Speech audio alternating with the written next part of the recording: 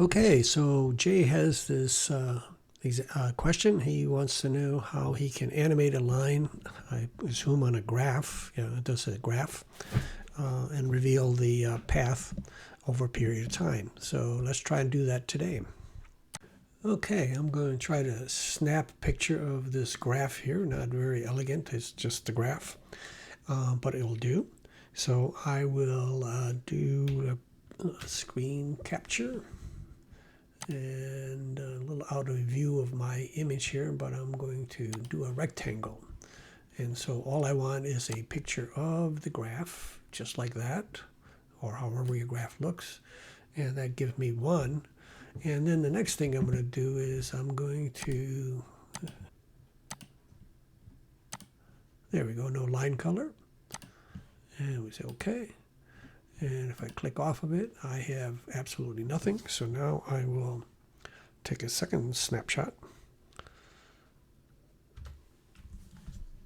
And I'll get a rectangle. You know what? I may not have made these exactly the same. So the best is probably to have it full screen. But anyway, nonetheless, I now have two snapshots that I can use. And I will add them to the project. Okay, so the next thing we want to do is import our screenshots, and we will just go here. And there's the two screenshots that I took. And I'm probably going to have to align them a little bit better since I wasn't very exact. But that's the basis for what we need to make our little project. So we'll drag both of these down to the timeline and drop them right there.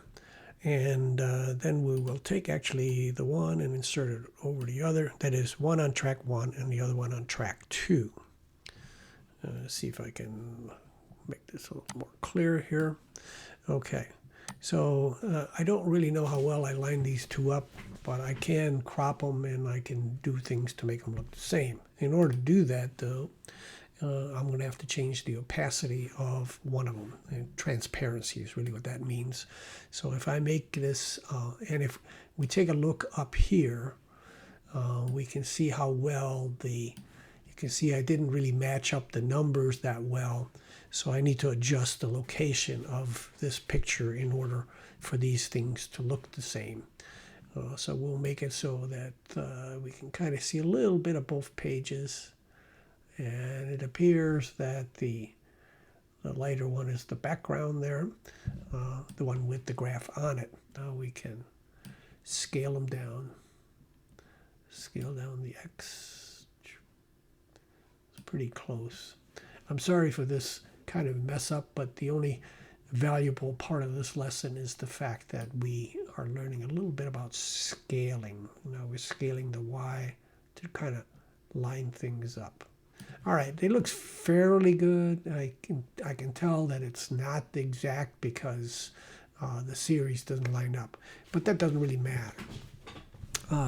What it matters, okay, we'll just turn the opacity back to 100%, and let's see here, as we turn it over, it kind of looks okay. You can tell the one is bigger than the other one, but we'll go ahead with the basic concept of how do we reveal the graph, which is really what this video is about.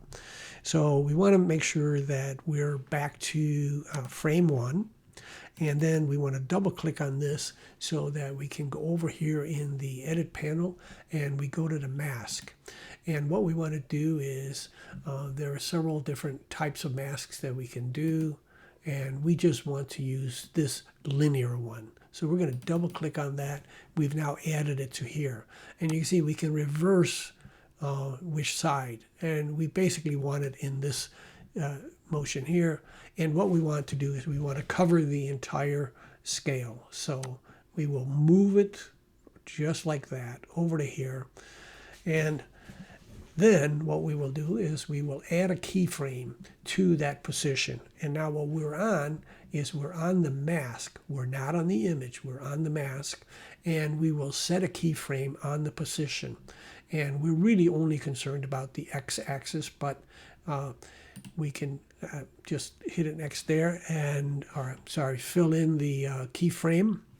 And that puts it right on the line there. Now you can use your keyboard shortcut. The question is whether you want to be right at the end. You do Shift N, you go to the frame just beyond.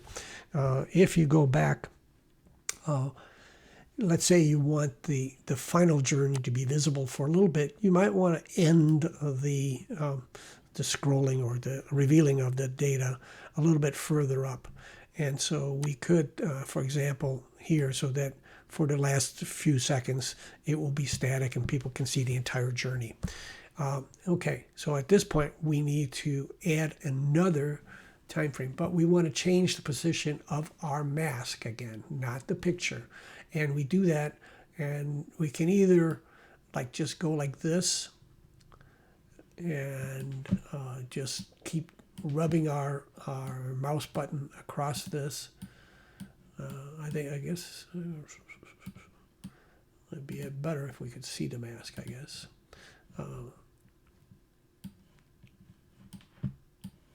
Okay, so we did it the hard way.